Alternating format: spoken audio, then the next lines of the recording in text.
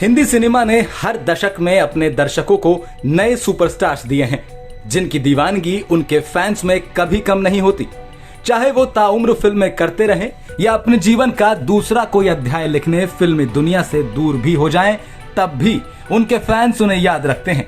80 के दशक की एक ऐसी ही सुपरस्टार रही राम तेरी गंगा मैली हो गई फिल्म से सबके दिलों पर राज करने वाली मंदाकिनी। हालांकि अब उन्हें इंडस्ट्री से दूर गए 26 साल से भी ज्यादा हो गया है, लेकिन एक वक्त में अपनी सफेद ग्लैमरस साड़ी से तहलका मचाने वाली मंदाकिनी अब फिर चर्चा में है।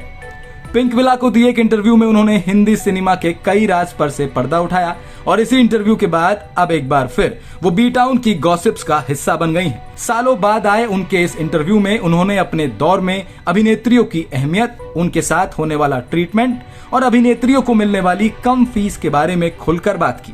मंदाकिनी ने इस इंटरव्यू में बताया कि जिस वक्त उन्होंने फिल्मों में एंट्री की, उस दौर में एक्ट्रेस की ज्यादा डिमांड नहीं थी। उन्हें सिर्फ एक ऑब्जेक्ट की तरह कुछ एक गानों और रोमांटिक सीन्स के लिए ही फिल्मों में इस्तेमाल किया जाता था, यानी फिल्मों में ज्यादा अहमियत हीरो को ही मिलती थी। इतना ही नहीं, मंदाकिनी ने हीरोइनों को मिलने वाली फीस को लेकर भी रिवील किया कि उन्हें काफी कम फीस ही दी जाती थी।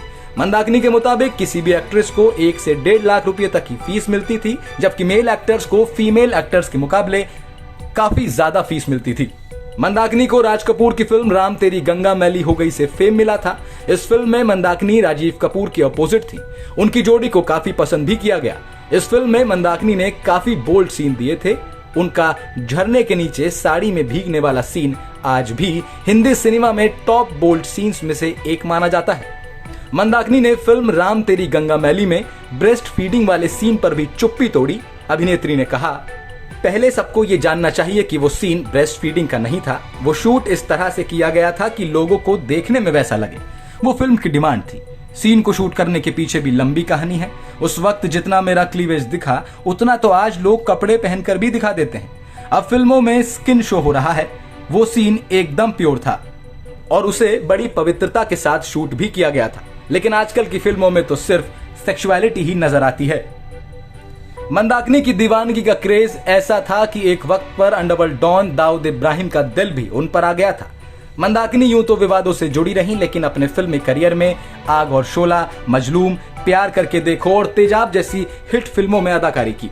बता दें कि मंदाकिनी 26 साल बाद सिनेमा में वापसी कर रही हैं। अपने कमबैक पर अभिनेत्री ने बताया कि वो लंबे समय से एक्टिंग के क्षेत्र में फिर से कदम रखने के बारे में सोच रही थी, लेकिन अब उनका ये सपना पूरा हो रहा है।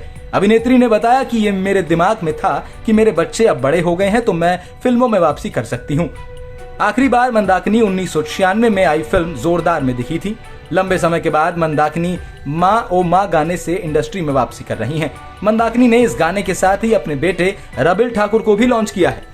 बता दें कि मंदाकिनी का असली नाम यास्मीन है। उनका जन्म 30 जुलाई 1963 को उत्तर प्रदेश के मेरठ में हुआ। उनके पिता ब्रिटिश थे और माँ कश्मीरी। कहा जाता है कि जब वो महज 22 साल की थीं, तब उनकी खोज राज कपूर साहब ने की और फिर उन्होंने ही यास्मीन को नया नाम दिया, मंदाकिनी।